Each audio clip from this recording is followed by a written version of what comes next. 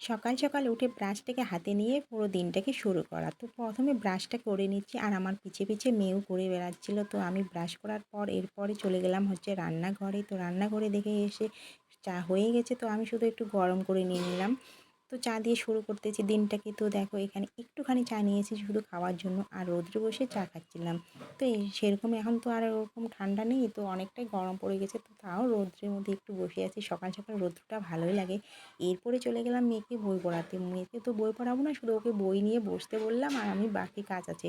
তো আজকে অনেক কাজ আছে, কারণ আজকে হচ্ছে রোববার। রোববার মানে অনেক কাজ থাকে। তো একে বই দিয়ে মেয়েকে, তো বসে বই পড়তেছিল আর খেলতেছিল, ছবি দেখতেছে। তারপর হয়ে গেছে আমাদের সকাল সকাল আজকে খিচুড়ি রান্না, আর খিচুড়ির সঙ্গে ছিল এখানে আলু ভাজি, পাঁপড় ভাজি।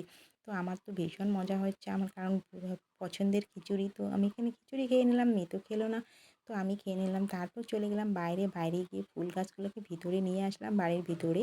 কারণ বাইরে জল দেওয়া অনেকটাই অসুবিধা হয়ে যায়, আর বাড়ির ভিতরে থাকলে জল দেওয়া একটু সুবিধা হবে। আর এখন তো জানোই হাওয়ার দিন, জলের দরকার ফুলের গাছে প্রচুর। আর তারপর চলে গেলাম ঘর লেপতে। আর সবথেকে বিরক্ত কাজ আমার হচ্ছে এই ঘর লেপা। আমার একদমই পছন্দ লাগে না ঘর লেপা, কিন্তু কী করবো, তারপরও লিখতেই হবে, কারণ আজকে রোববার বলে কথা। এরপরে চলে গেলাম বাইরে।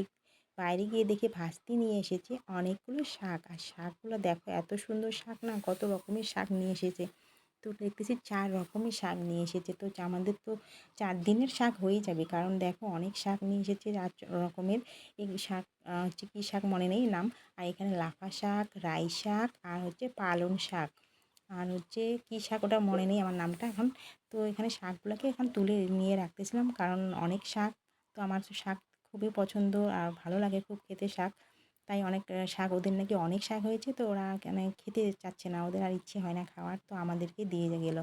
তো তারপর শাকগুলো তুলে রাখার পর এরপরে আমরা চলে গেলাম আমি আবার বাকি কাজ করতে। তো ওখানে ভাস্তি বাই দিয়ে বাড়ি চলে গেল। তারপর দেখো আজকে আবার কতগুলো কুল নিয়ে চলে এসেছে আমাদের জন্য।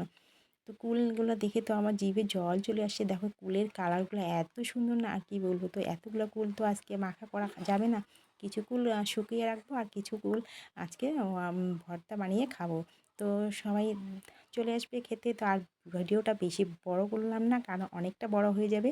তো এখন আমরা কুল মাখা খাবো। তো টাটা, ভালো থেকো সবাই।